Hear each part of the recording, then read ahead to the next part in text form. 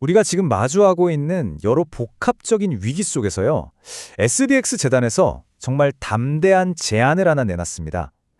바로 살림셀이라는 개념인데요. 이건 그냥 작은 변화가 아니라 인류의 생존 방식을 아예 근본부터 다시 설계해보자는 이야기입니다. 이런 질문으로 한번 시작해볼까요?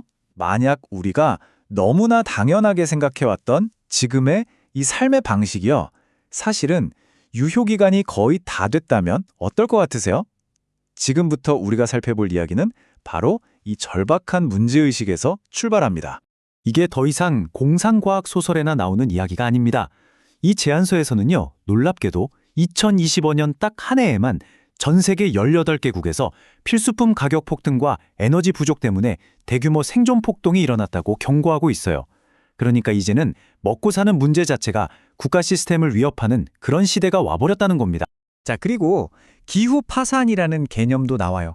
이게 뭐냐면 어떤 지역이 기후 재앙에 너무 취약해져서 보험자들이 아예 여기는 보험 못 들어줘요 하고 손을 떼버리는 상태를 말하는 거예요. 한마디로 돈이 있어도 안전을 살 수 없는 곳이 진짜 현실이 되고 있다는 거죠. 그리고 어쩌면 가장 마음 아픈 현상일지도 모르겠는데요. 바로 사회적 파업입니다. 젊은 세대들이 지금 이 시스템 안에서는 도저히 희망이 안 보이니까 아예 결혼, 출산, 사회활동 자체를 그냥 포기해버리는 거예요. 이 시스템 안에서는 더 이상 생명을 이어갈 수 없다. 이런 본능적인 거부 신호인 셈이죠. 자, 그럼 이제 본격적으로 한번 파고 들어가 볼까요? 이 복잡하면서도 정말 흥미로운 아이디어를 제대로 이해하기 위해서 우리가 함께 따라가 볼 6가지 단계를 소개해 드릴게요. 우리는 지금 다중위기, 영어로는 폴리크라이시스라고 불리는 시대에 살고 있습니다. 이게 무슨 말이냐면요, 기후변화, 심각한 불평등, 그리고 기술 발전이 가져오는 혼란 같은 문제들이 따로따로 일어나는 게 아니라는 거예요. 서로 막 위험하게 얽히고 설켜서 시스템 전체를 무너뜨리고 있는 그런 상황인 거죠. 그렇다면 이 모든 위기의 뿌리, 그 근본적인 원인은 대체 뭘까요? 제안서에서는 아주 명확하게 지목합니다. 바로 우리 사회의 낡아빠진 운영체제, 머니로직이라고요. 머니로직이라는 게 뭐냐면요, 끊임없이 지배하고 성장하고 또 경쟁하는 걸 동력으로 삼아서 굴러가는 시스템을 말해요. 지난 수십 년간 우리에게 분명히 번영을 가져다 주긴 했죠. 하지만 이제는 한계에 부딪혀서 시스템 과부하를 일으키고 결국 스스로를 붕괴시키고 있다는 겁니다. 바로 이 지점이 머니로직 시스템이 가진 아주 명백한 모순이에요. 보세요. 왼쪽처럼 성장, 번영, 안정을 약속했잖아요. 그런데 현실은 어때요? 오른쪽처럼 붕괴, 불평등, 불안정이죠.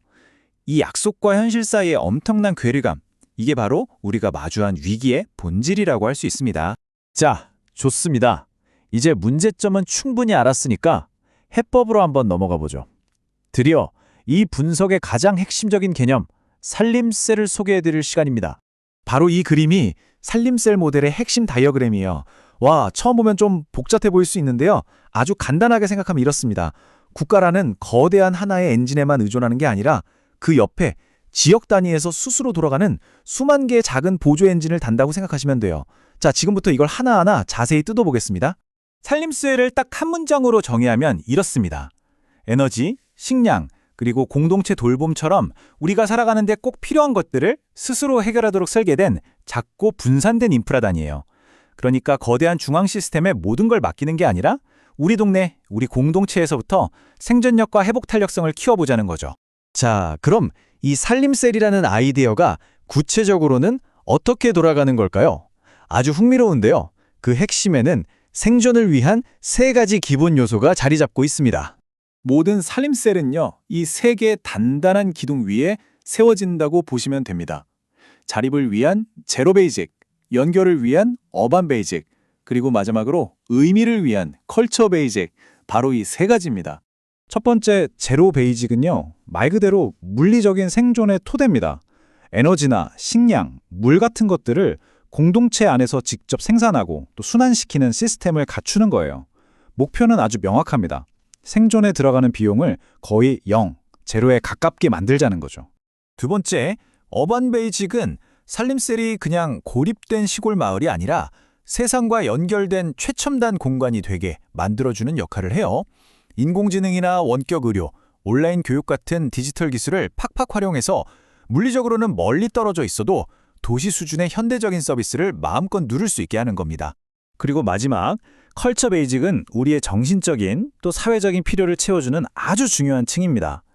공동체 안에서 서로를 돌보고 함께 배우고 또 건강한 관계를 맺는 그런 구조를 통해서요, 사회적인 고립을 막고 궁극적으로는 삶의 의미와 목적을 찾도록 돕는 거죠. 자, 그런데 여기서 당연히 이런 질문이 나올 수밖에 없죠. 이거 다 좋은데 돈은 어디서 나나요? 이렇게 야심찬 비전을 실현하려면 어마어마한 자금이 필요할 텐데 세금을 더 걷지도 않고 이걸 어떻게 가능하게 할 수 있을까요? 그 해답이 바로 산림자본주의라는 아주 새로운 경제 모델이 있습니다. 이건 기존의 자본주의처럼 무한 경쟁을 하는 게 아니에요. 오히려 공동체에 기여하고 서로 나누는 행동 자체가 새로운 가치를 만들고 이걸 통해서 모두가 함께 풍요로워지는 윤리적 풍요를 만들어내는 걸 목표로 합니다. 패러다임이 완전히 다른 거죠. 그러니까 핵심 아이디어는 이겁니다. 지금까지는 돈으로 계산되지 않았던 활동들이 있잖아요. 예를 들면 이웃을 돌보거나 마을 환경을 지키는 활동 같은 거요. 이런 기여를 산림기여지수라는 걸로 측정을 해요. 그리고 이렇게 측정된 가치를 산림트로피라는 일종의 자산으로 만들어서 외부 투자를 유치하는 그런 선순환 구조를 만드는 겁니다. 정말 기발하죠? 이게 그냥 이상적인 이야기만은 아닌 게 재정적인 관점에서도 굉장히 설득력이 있어요. 이 그래프를 한번 보세요.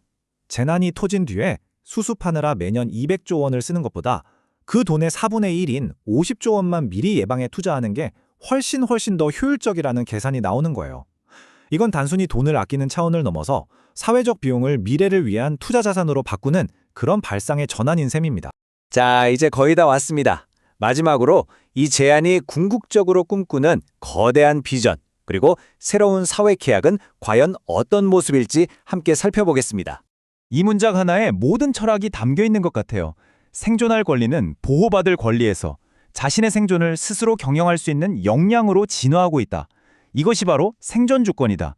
무슨 말이냐면요. 더 이상 국가가 나를 보호해주기만 기다리는 수동적인 존재가 아니라는 거예요. 내 삶과 우리 공동체의 생존을 스스로 책임지고 경영할 수 있는 능력과 권리, 즉 생존 주권을 가진 주체로 우리가 거듭나야 한다는 그런 철학적 전환을 이야기하는 겁니다. 이 분석을 마치면서 이 거대한 개념을 여러분 각자에게 아주 개인적인 질문으로 한번 던져보고 싶습니다. 만약에요, 모든 사람이 생존의 압박에서 벗어나서 각자 자기만의 고유한 가치를 마음껏 실현할 수 있는 그런 살림세르 세상이 정말 온다면 여러분은 그 세상 안에서 어떤 특별한 기여를 하고 싶으신가요?